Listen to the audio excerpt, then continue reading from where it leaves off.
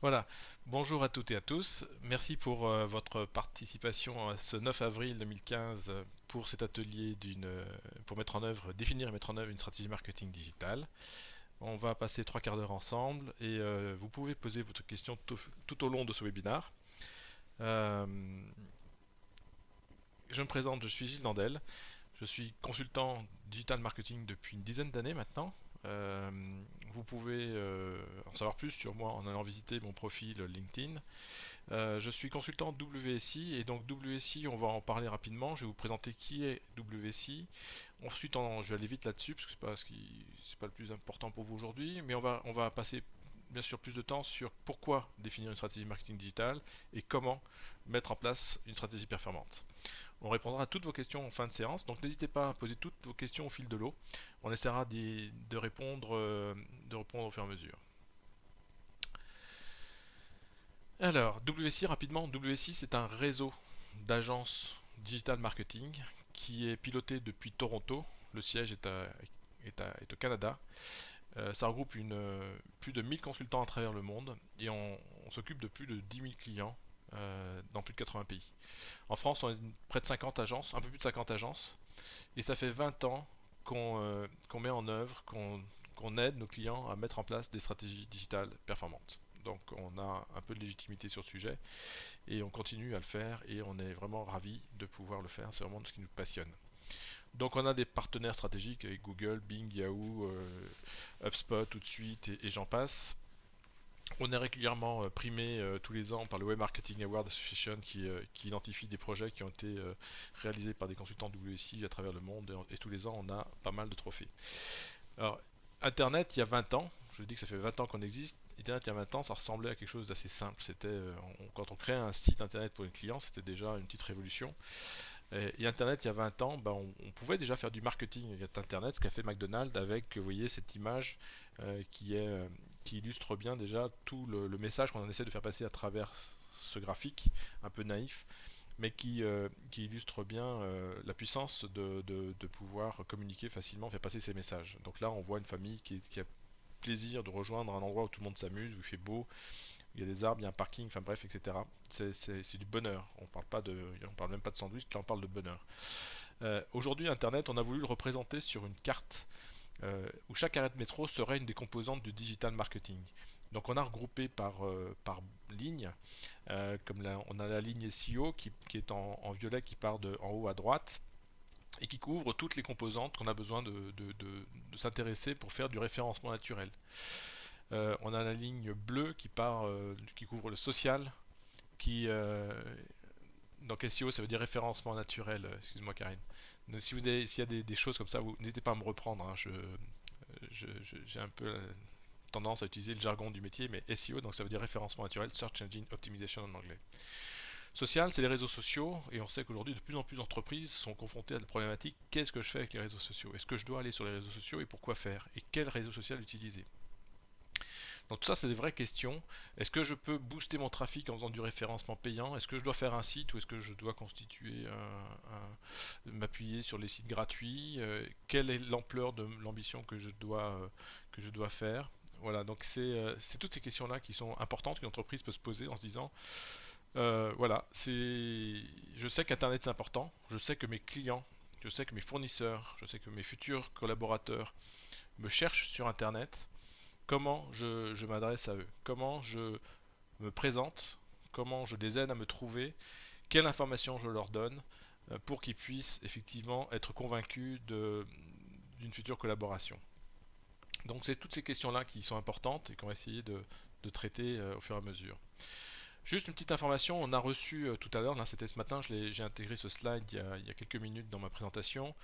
C'est parti le 8 avril de Toronto, donc c'est arrivé le 9 aujourd'hui chez nous.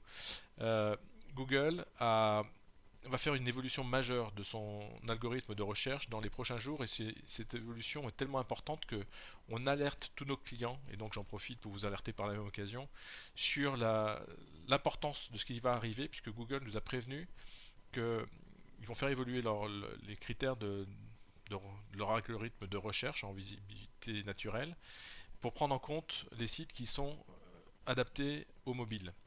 Les sites qui ne sont pas adaptés au mobile vont être pénalisés. Les sites qui sont adaptés au mobile vont être favorisés. Donc ça veut dire quoi? Ça veut dire que le 21 avril prochain, là dans quelques jours, il y a des sites qui étaient bien positionnés qui vont sans doute être dégradés et d'autres qui n'étaient pas bien positionnés qui vont bénéficier de cette bonne note s'ils ont fait l'effort qui allait bien. Donc je voulais juste vous prévenir. Donc il y a pas mal d'outils qui permettent de savoir, qui permettent de tester est-ce que mon site est vraiment mobile friendly, est-ce qu'il est adapté aux usages mobiles. Et ceux qui sont intéressés, bah, envoyez-moi juste un petit mail et je serai ou mettez-le dans la boîte chat puisque tous les chats sont enregistrés. Je recevrai une copie de toutes vos questions. Donc envoyez-moi juste un petit message en me disant que vous êtes intéressé. Je vous ferai passer bien sûr l'information pour savoir si votre site est compatible aux nouvelles contraintes qu'impose Google ou pas. Et éventuellement peut-être vous donner une astuce parce qu'on a des clients là qui sont vraiment inquiets.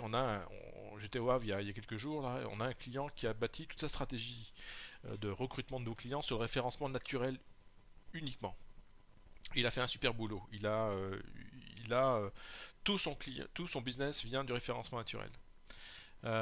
Et donc, il est très inquiet parce qu'il sait que son site n'est pas mobile friendly, n'est pas compatible avec les nouvelles exigences. Et l'agence qui a développé son site est tellement submergée de boulot qu'il ne pourra pas faire les efforts nécessaires avant plusieurs mois. Donc, il est vraiment très très très très inquiet. Et, euh, et donc, il nous a demandé si on avait un conseil, une solution. Et on a une solution qui va lui coûter quelques centaines d'euros, donc vraiment quelque chose de dérisoire, qu'il va pouvoir mettre en place. Et je pense qu'il va nous aimer d'ici quelques jours parce que grâce à ça, il ne va pas perdre en visibilité sur son référencement naturel à cause de cette évolution. Donc voilà, c'était juste une petite info, un petit tuto que je voulais vous faire passer. Alors, pourquoi mettre en place une stratégie digitale? C'est peut-être la première question qu'il faut se poser, parce que tout, tout le monde n'a peut-être pas forcément besoin de mettre en œuvre une stratégie digitale. Euh, il faut s'intéresser aux entreprises qui font du marketing. Alors, il y a des entreprises qui ont besoin de se faire connaître, qui ont besoin de recruter, de se développer, et d'autres qui, au contraire, ont tellement de boulot qu'ils n'ont surtout pas besoin de faire de marketing parce qu'ils ont du mal à satisfaire déjà leurs clients existants. Nous, on s'intéresse bien sûr aux entreprises qui ont besoin de se développer, qui cherchent à se développer en France, au niveau local, au niveau international, pourquoi pas. Euh, et donc, on aide nos clients à se développer partout, en France, au niveau local, mais aussi au niveau international, puisqu'on a des agences de WC un peu partout dans le monde. Et John Wanamaker, qui est un des fondateurs du marketing, disait il y a quelques années, c'est lui qui a mis en place tous les réseaux de grande surface, etc. Il disait: je sais que la moitié de mon budget marketing est inutile. Mais le problème, c'est que je ne sais pas quelle moitié. Alors ça, c'est juste plus possible aujourd'hui. Je veux dire, c'est quelque chose que je ne peux plus supporter, et c'est l'importance du marketing internet, du digital marketing, c'est qu'on est capable de mesurer tout ce qui est fait, toutes les opérations. Alors, est-ce que vous avez besoin de digital marketing? Bah, écoutez, moi, la seule chose que je peux vous dire, je ne sais pas si vous avez besoin ou pas de mettre en œuvre une stratégie marketing internet, mais ce que je peux vous dire, c'est que vos clients, vos prospects, vos fournisseurs sont sur Internet. Il y a 66 millions d'internautes en France. Il y a 66 millions d'habitants par contre, pardon, en France, y compris les enfants. Euh, et il y a 50 millions d'internautes en France. Ça, c'est les chiffres qui viennent de Google, qui se connectent tous les jours à 92% et qui passent 1 heure et demie en moyenne sur Internet, quelles que soient les tranches d'âge. C'est juste incroyable. Donc, tout le monde aujourd'hui utilise Internet, que ce soit depuis son PC, depuis une tablette, depuis un smartphone, de plus en plus depuis les smartphones. D'ailleurs, c'est pour ça que Google fait évoluer son moteur de recherche. C'est pour aider les internautes qui sont en situation de mobilité à trouver les informations pertinentes via leur smartphone. Et aujourd'hui, on s'aperçoit qu'il y a quand même plusieurs moyens de faire du marketing. On peut faire du marketing traditionnel en utilisant la presse, la radio, la télé. Ça, c'est les médias traditionnels. Euh, et puis, on a les nouveaux médias qui sont arrivés, qui sont Internet et le mobile, justement. Donc, ce qu'on s'aperçoit, j'adore ce graphique parce qu'il met en évidence l'évolution de où est-ce que les gens passent leur temps. Donc, c'est les courbes en jaune. Donc, on voit que sur la presse, la radio, la télé, les gens passent de moins en moins de temps. Par contre, ils passent de plus en plus de temps sur Internet et sur les mobiles. Euh, et que les annonceurs, qui est les courbes bleues, les colonnes bleues, bah, dépensent l'argent principalement sur les médias traditionnels et négligent encore un peu les médias, les nouveaux médias. Donc c'est en train de se changer, bien sûr, parce que les annonceurs, ils sont pas plus bêtes que les autres. Ils ont compris que il faut être présent là où sont là où vont leurs visiteurs, leurs prospects, et donc euh, ils vont principalement, ils vont augmenter considérablement leur budget sur le digital marketing. Donc ça, c'est pour les annonceurs. Après, on sait aussi que dans le cycle d'achat, le processus d'achat, qui est entre, on part d'un stimuli, euh, on va dans le magasin, on achète et on utilise. Il y a un nouvel élément qui est apparu, qui est le plus gros sur la bulle, qui s'appelle le Zero Moment of Truth. Et le Zero Moment of Truth, ça veut dire quoi? C'est juste un élément indispensable qui est venu s'intégrer dans cette chaîne de décision d'achat. Et cet élément, il fait quoi? Cet élément, il permet de, avant d'aller acheter un produit, une fois qu'on a envie d'acheter un produit, la première chose qu'on fait, c'est qu'on va se renseigner sur Internet. On va se renseigner dans les forums, on va se renseigner, on va chercher des prix, etc. Une fois qu'on a décidé, on va acheter le produit, on utilise, non, on garde exactement le même processus. Par contre, une fois qu'on l'a acheté, on retourne sur les forums, on va donner un avis, on va donner un like, et on est bien sûr sollicité à le faire quand on achète sur Amazon, sur la Fnac, sur tous les sites marchands. Tout le monde a besoin de savoir si vous êtes satisfait de votre expérience d'achat. Voilà, donc tout ça, c'est juste pour vous dire que il y a un nouveau processus, que toutes les règles du jeu ont été changées. Imaginez ce zéro moment of truth, entre le moment où on est stimulé et le moment où on va acheter, il se passe quelque chose, mais quelque chose d'essentiel dans le processus d'achat. On se renseigne. On se renseigne comme on faisait avant avec le bouche à oreille, sauf qu'Internet permet d'étendre ce bouche à oreille à l'ensemble de la planète. Donc c'est un outil juste incroyable, Internet. Si on est d'accord.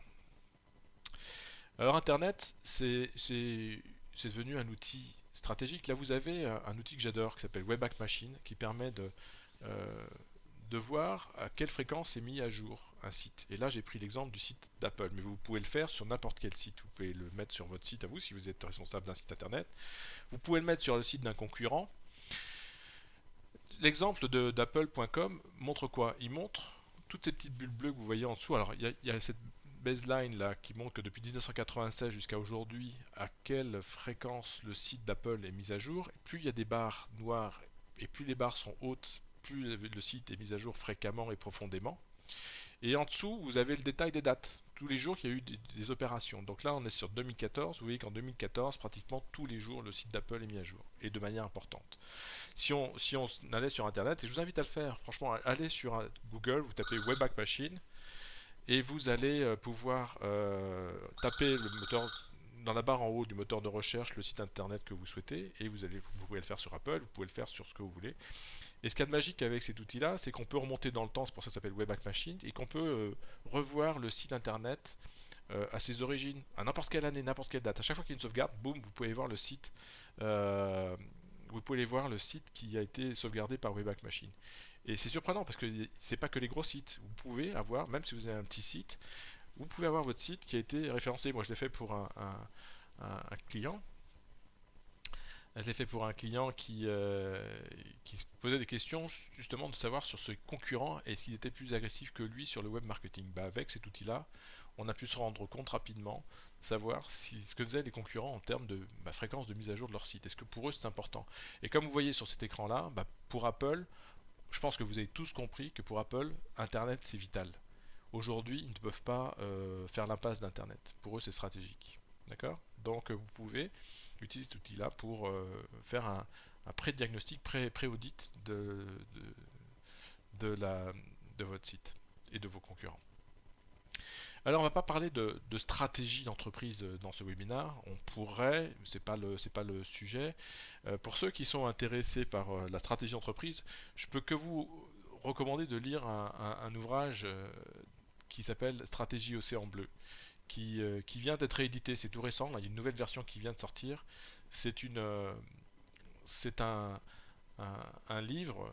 Pour moi, c'est un des meilleurs livres de stratégie, puisqu'il s'intéresse à comment se différencier, comment bâtir son océan bleu, c'est-à-dire comment sortir de l'océan rouge où tout le monde se bat sur les prix, parce que tout le monde offre à peu près le même produit, le même service. Comment on arrive à sortir de cet océan rouge où tout le monde s'entre-déchire pour créer son océan bleu. Ce qu'a réussi à faire, il y a plein d'autres exemples, mais le cirque du soleil que vous connaissez sans doute, qui a réinventé le métier du cirque en appliquant la stratégie océan bleu.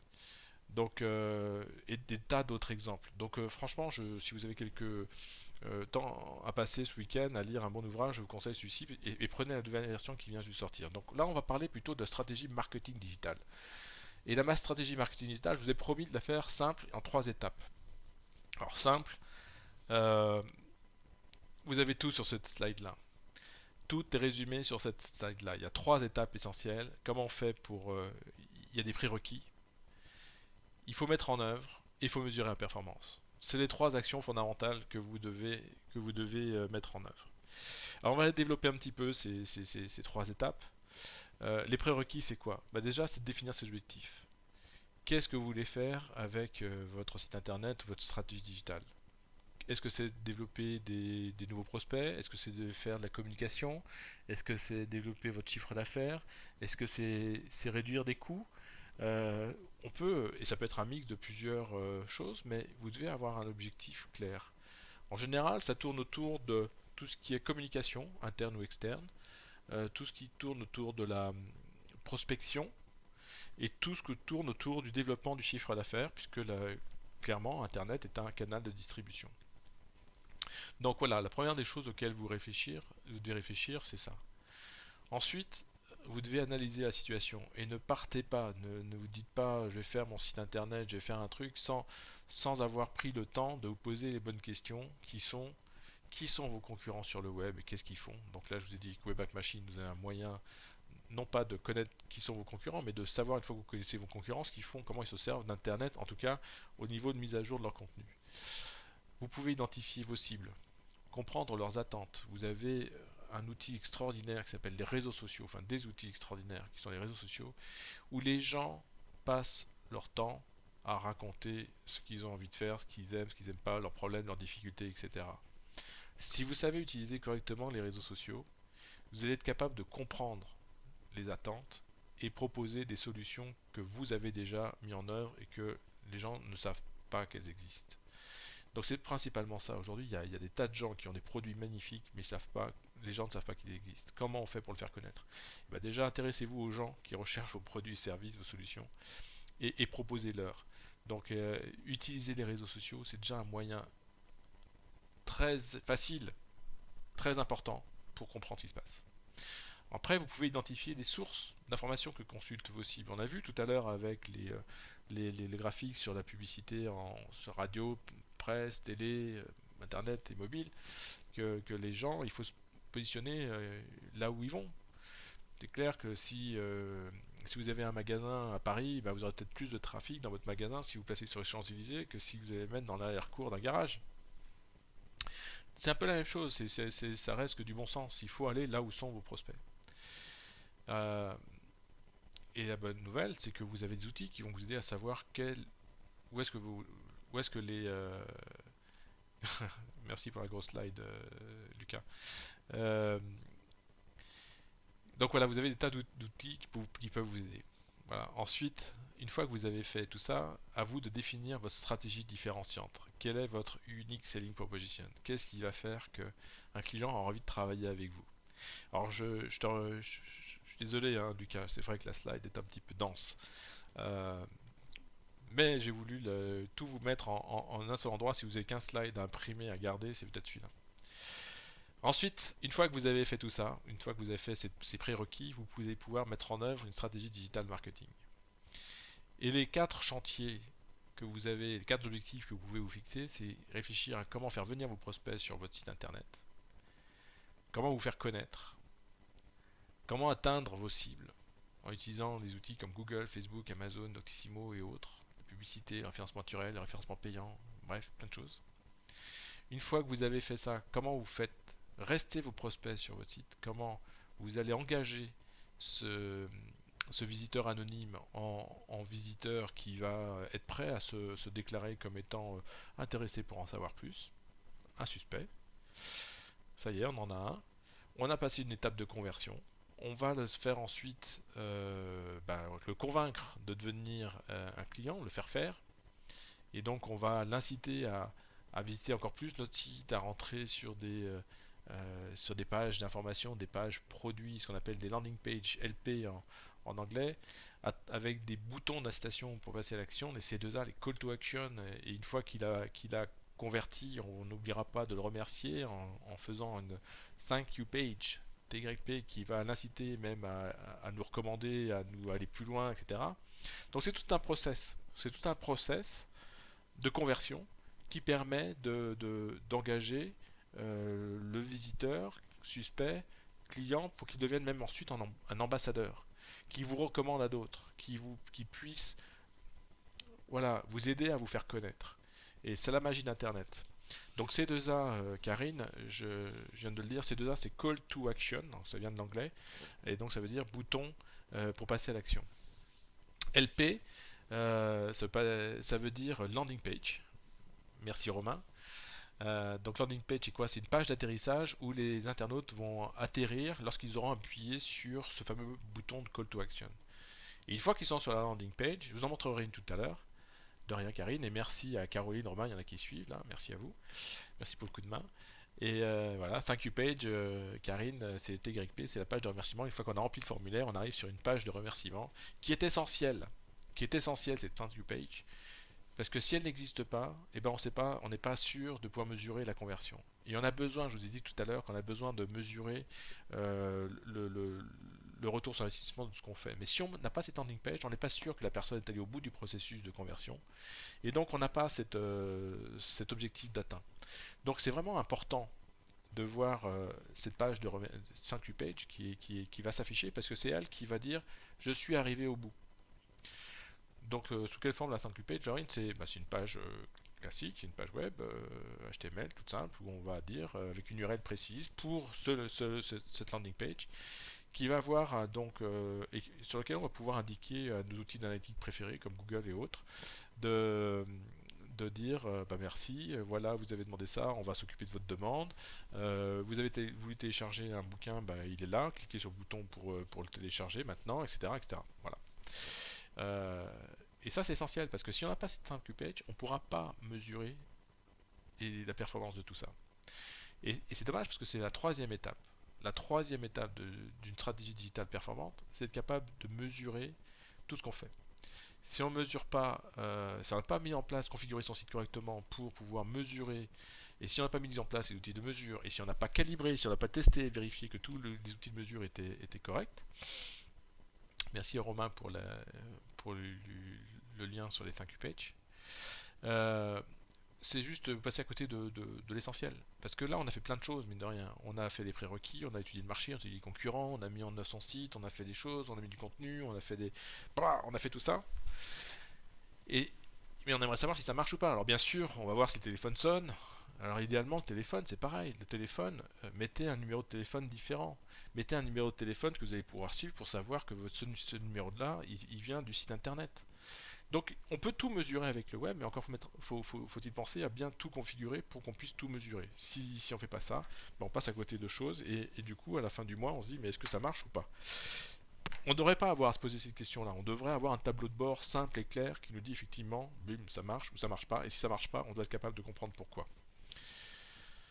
Voilà, donc vos objectifs à vous, je ne sais pas ce que vous avez en tête. Est-ce que c'est un site vitrine, un site de génération de leads, un site de vente en ligne? Est-ce que c'est un intranet, un extranet, un développement de votre image de marque, etc. Ça, je vous invite à réfléchir à ça. Je peux juste vous indiquer un panel d'outils que je peux vous recommander. Notamment, il y en a un qui est juste magique, qui s'appelle Google Trends, qui est un outil qui vous permet de voir la fréquence, le nombre de fois que les internautes dans le monde entier recherchent vos produits ou vos services. Vous tapez sur Google Trends, et c'est comme moteur de recherche, vous tapez un produit, par exemple café, ou pizza, ou je sais pas, voilà. vous pouvez étaper les produits qui vous intéressent. Et et Google va vous sortir le nombre de fois que les gens recherchent ce produit-là en question et dans quel pays il est le plus recherché.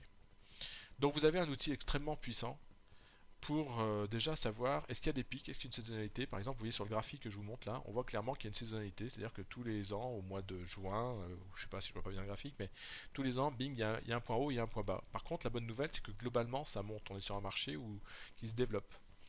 Euh, voilà. Donc,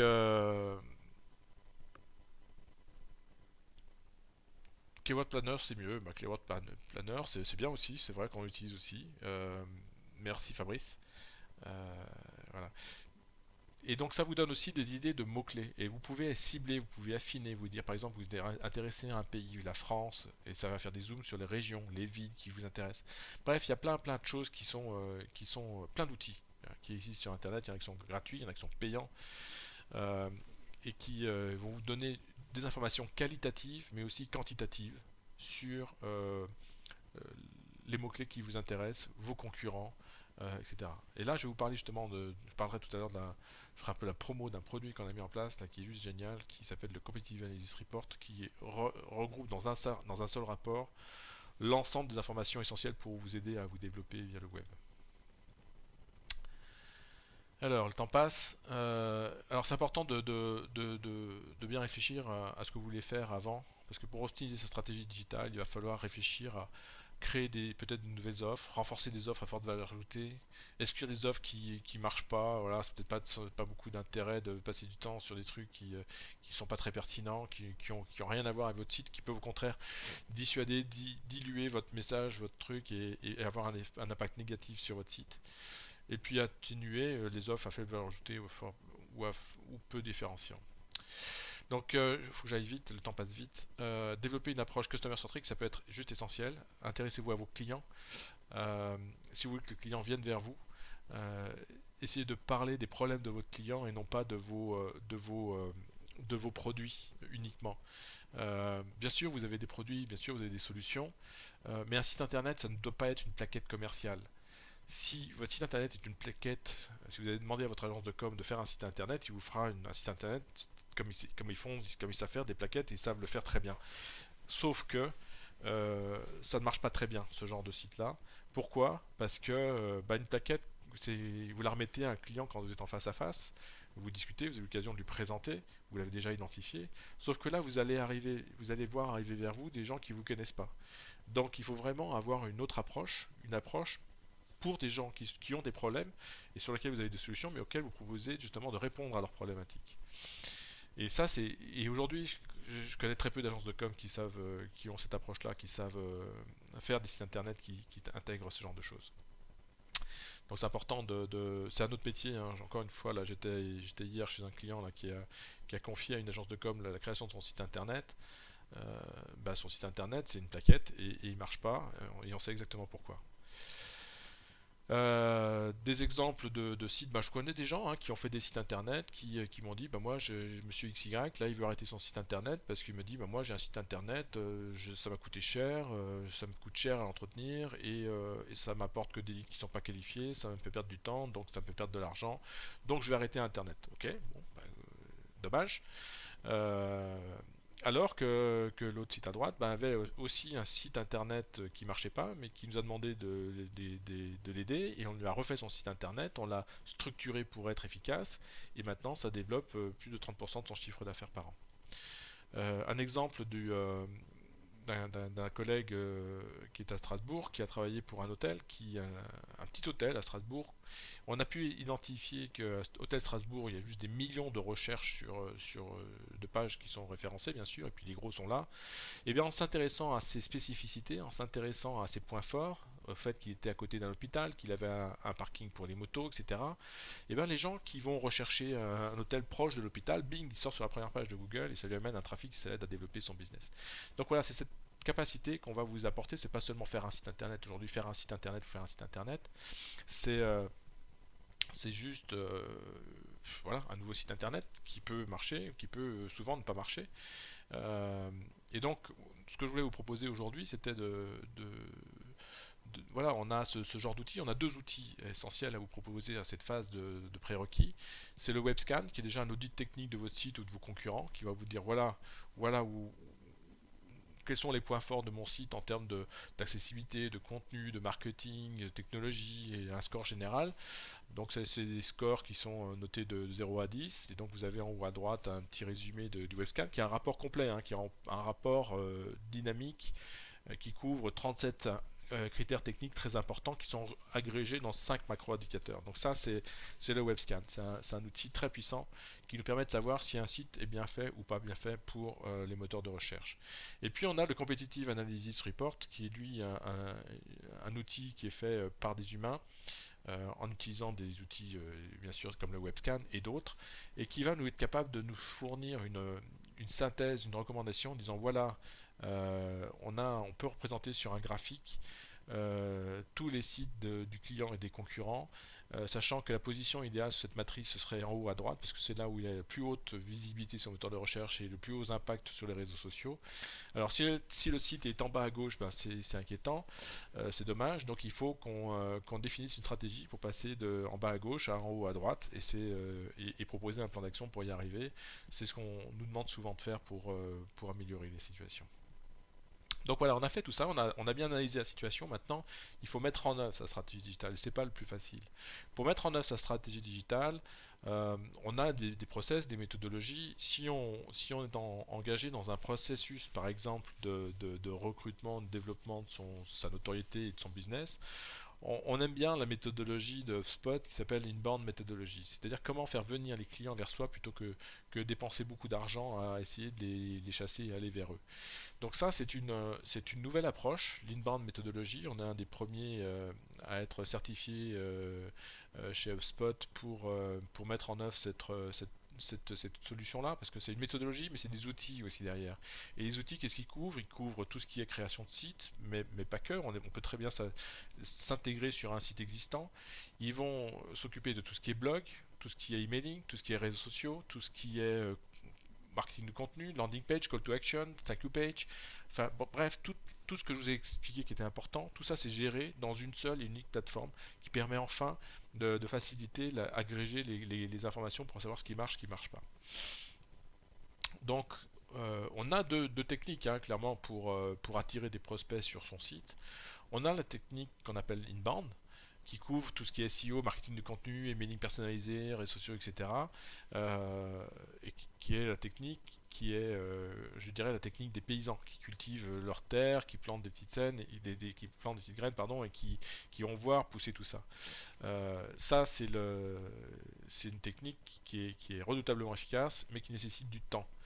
Euh, alors qu'on a une autre technique que j'appelle le Web Outbound, qui va utiliser des techniques de référencement payant, le PPC, le pay-per-click, le display, le real-time bidding, les mailing de masse, les social ads, bref, toutes les techniques où on va essayer de se rendre visible auprès d'internautes qui cherchent nos produits, nos services, à travers des annonces. Vous savez, sur Google, sur Facebook, voilà, il y a toujours des systèmes de- de- d'annonces qui sont payés par les annonceurs. Donc ça, c'est un système qui est moins disruptif que la télé, la radio ou les spots publicitaires qui arrivent au moment où on s'y attend pas et qui nous agacent. Euh, Parce que ça reste quand même ciblé sur les intérêts, sur ce que recherchent les gens. Mais c'est quand même une technique, parfois quand on regarde des pubs sur YouTube, il y a forcément... on regarde une pub sur YouTube, on est imposé de voir une publicité pendant quelques secondes. Parfois c'est un petit peu agaçant. Mais bon, c'est la vie, c'est comme ça. Donc une fois que vous avez fait tout ça, il va falloir penser à faire du contenu et puis le diffuser. Donc là aussi, vous pouvez avoir des plaquettes et des cartes de visite, c'est bien, mais avoir des webinars, des white papers, des newsletters, etc., c'est pas mal non plus parce que c'est facile à diffuser sur Internet. Ça vous coûte rien, une fois que vous avez fait ce contenu digital, il est là. Alors que votre plaquette, si elle est faite, il faut l'imprimer, après il faut la diffuser. Vous voyez bien que l'effort n'est pas le même. Donc il y a plein de façons de faire du contenu. Euh, et c'est un moyen efficace de vous faire connaître, de diffuser. Si le contenu là aussi est bien fait, s'il encourage l'internaute à revenir sur votre site et à le diffuser, à le partager auprès de ses amis, ça peut être encore plus efficace. Donc faut penser à tout ça quand on fait son contenu. Et là aussi, parfois on s'aperçoit qu'il y a des petites bêtises. Je vois même des gens qui font des plaquettes de leur site ou des cartes de visite et qui oublient juste de mettre leur site internet sur ces trucs-là. C'est juste dommage. Bref, une fois que vous avez mis en place ces outils, encore une fois, on peut mesurer quelles sont les pages qui génèrent des conversions, quels sont les détails qui vont intéresser vos prospects, qui vont engager de l'interaction avec votre site. Tout ça, grâce à des outils comme Spot, mais d'autres, on arrive à identifier et à suivre ça de manière fine. Donc c'est important de comprendre ce qui se passe. J'ai mis cet exemple, là c'est l'exemple avec Spot, pour que vous compreniez qu'on est capable de mesurer énormément de choses avec Internet. Si on a les bons outils, si on a mis en place les bonnes choses, si on les a bien configurés et bien calés, c'est pas magique, mais presque.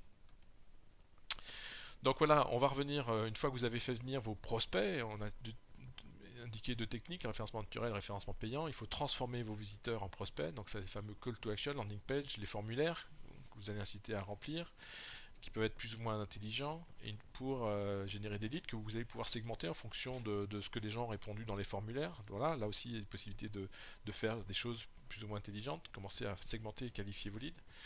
Euh, pour créer vos landing pages, ben voilà, il y a des outils qui sont faciles. Et là, je fais de la pub à HubSpot, mais parce que c'est juste un outil très puissant, donc qu'on encourage et qu'on utilise beaucoup chez nous et pour nos clients pour aller vite et pour être plus efficace et plus performant. Donc ensuite, vous pouvez faire une fois que vous avez identifié vos prospects, maintenant il faut les transformer en clients et là vous allez utiliser des mailings pour garder contact avec eux régulièrement, mettre en place un système de marketing automation pour déclencher des envois d'emails automatiques, pour avertir, garder le contact, etc. Mettre en place des outils d'analytique pour mesurer la performance de tout ça. Et pourquoi pas l'interfacer avec votre CRM préféré pour alimenter vos commerciaux d'informations qui leur seront utiles. Et là, on va commencer à parler de rapprochement entre le marketing et les équipes commerciales, ce qui est souvent quelque chose qui ne marche pas bien dans les entreprises. Donc on a des outils, une fois qu'on a mis tout ça en place, on a vraiment des tableaux de bord précis, on sait par quel canal les gens sont venus, combien on a eu de visiteurs, combien on a eu de, de, de gens qui ont rempli un formulaire, combien de gens qui sont devenus clients, etc. On peut mettre en place et identifier tout ça de manière très très très très fine. Voilà, mais une fois qu'on a fait ça, on est presque arrivé au bout. Je dis qu'il y a une étape importante, c'était la mesure. Donc là, on a des outils de mesure qui sont efficaces, mais quand on a tout ça, bah, il faut recommencer. En fait, c'est que le début. Sa stratégie digitale, elle n'est jamais finie. Il faut tout le temps la remettre en chantier, tout le temps la reprendre, tout le temps se poser les bonnes questions, de se dire qu'est-ce que je peux améliorer encore. Parce qu'il y a toujours des choses à améliorer. D'abord parce que vous avez des nouveaux produits, vos clients, les attentes de vos clients ont changé, il y a des nouveaux concurrents. Bref, on est dans un monde qui bouge en permanence. Et il faut bouger, adapter, faire évoluer sa stratégie digitale en permanence. Donc voilà, j'ai couvert le gros de ce chapitre. J'espère que ça vous a intéressé. Je vais vous donner un peu plus d'informations sur 15 façons d'optimiser le taux de conversion de votre site. On a fait quelques ouvrages, quelques e-books, quelques vidéos qui sont en libre accès. Vous pourrez les télécharger librement.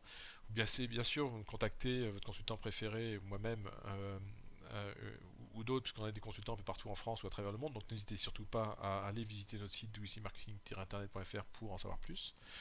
Je voulais vous faire profiter d'une offre puisqu'on a écrit un bouquin qui s'appelle Digital Minds, 12 clés pour développer votre business sur le web, qui va reprendre le chapitre de la stratégie, mais qui va aussi développer pas mal d'autres chapitres qui sont détaillés. Cet ouvrage est en vente sur Amazon.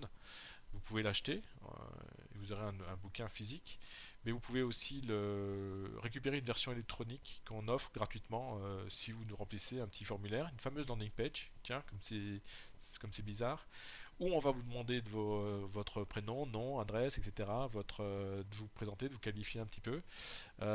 Et puis, bah, sur la FAQ page, vous allez pouvoir télécharger le bouquin. Voilà, un exemple de ce que je viens de vous raconter. Un call to action, bah voilà, il est là, c'est mon call to action. Vous avez le lien qui est là, que je peux copier peut-être même dans la boîte. Il faudra juste quelques secondes. Je vais vous le copier tout de suite. Et donc voilà, vous allez pouvoir renseigner ce formulaire et recevoir gratuitement notre bouquin qui a reçu pas mal d'éloges, hein. Je veux dire, tous les patrons à qui j'ai présenté ce bouquin l'ont trouvé plutôt bien fait, clair. Euh, il n'est pas trop technique. L'objectif, c'est pas de vous noyer d'informations techniques, de faire de vous des experts du digital marketing. Et je pense pas que ce soit votre souhait le premier. Euh, mais vraiment plutôt de. Alors c'est bizarre, j'arrive pas une seconde. Une petite seconde.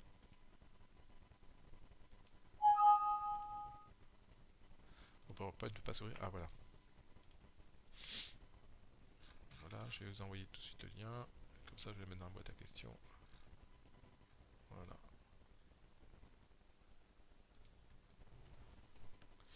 Voilà.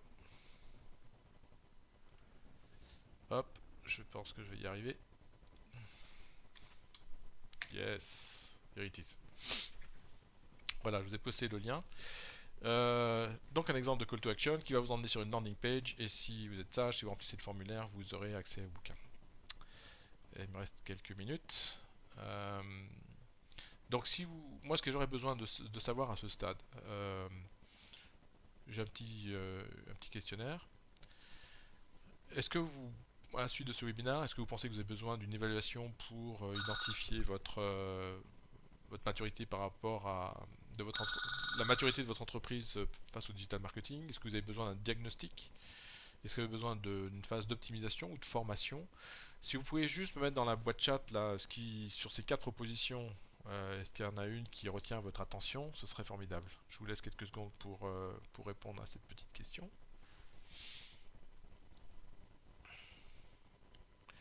Et on va essayer de...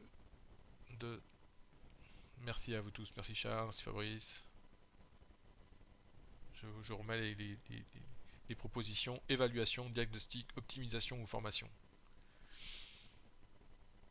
Ok, je vous laisse quelques secondes encore.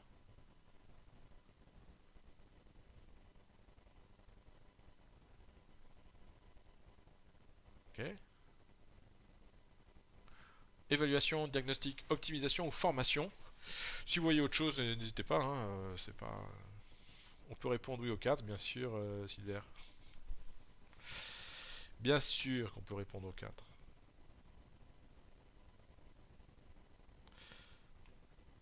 Ok, super. Merci Virginie. Cool. Donc, on va passer à la phase questions-réponses. Merci en tout cas pour vos réactions, vos commentaires. Alors, j'essaie de dérouler toutes les questions que euh, vous avez postées.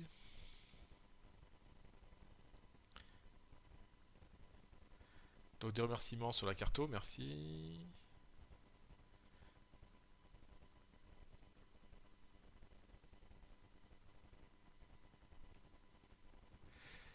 Alors, merci à Cyril qui a posté le lien qui permet de tester, de savoir si son site est SEO friendly, mobile friendly ou pas, pardon. Et donc, effectivement, c'est l'URL google.com/webmaster/tools/mobile-friendly. Et donc, on peut rajouter l'option FR ou pas. Euh,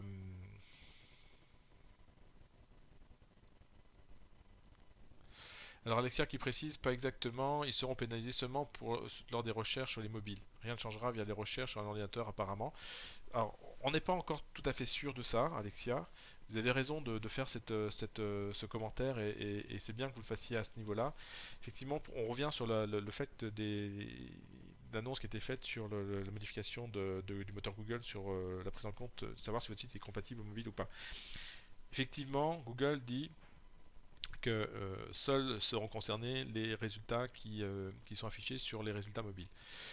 Bon, c'est quand même pas une bonne nouvelle, parce qu'il y a de plus en plus de gens qui utilisent le mobile, mais on n'est pas encore sûr de l'étude d'impact que ça peut avoir sur le référencement, même depuis une consultation sur Google.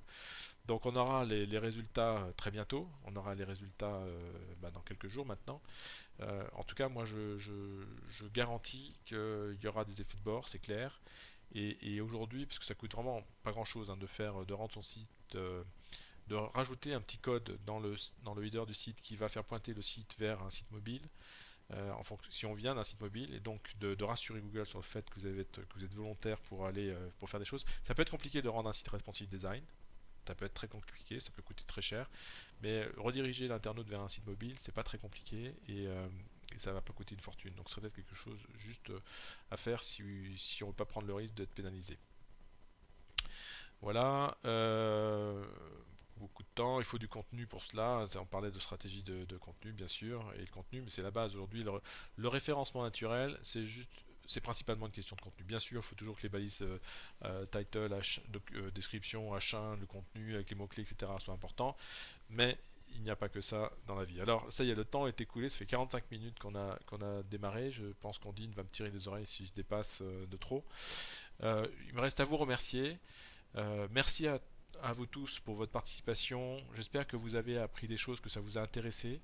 En tout cas, moi, j'étais ravi de vous avoir avec moi aujourd'hui et on va faire d'autres webinars. Et donc, il y a peut-être des gens qui sont intéressés pour nous rejoindre et développer, nous rejoindre en tant que consultant web marketing. Sachez qu'on va faire un atelier le 30 avril prochain à 10 heures. Ondine m'a dit de le rappeler, important. Donc on va faire un webinar le 30 avril. Voilà, merci Ondine. Prochain webinaire le 30-04 à 10 heures pour ceux qui ont envie de se créer, de se lancer dans l'aventure de devenir une agence digitale avec notre enseigne WSI. Sinon, on va faire d'autres webinars. N'hésitez surtout pas à aller à suivre nos actualités et on sera ravis de vous accueillir. Merci. Voilà, si vous voulez que je vous envoie le lien, Ondine, merci pour les commentaires. Olivier, merci à vous tous. Merci Ondine pour le support, extraordinaire, ça s'est très bien passé. Et donc merci à vous tous. Profitez du soleil, sortez un peu tant qu'il y en a. J'espère que ça va durer, mais c'est pas gagné.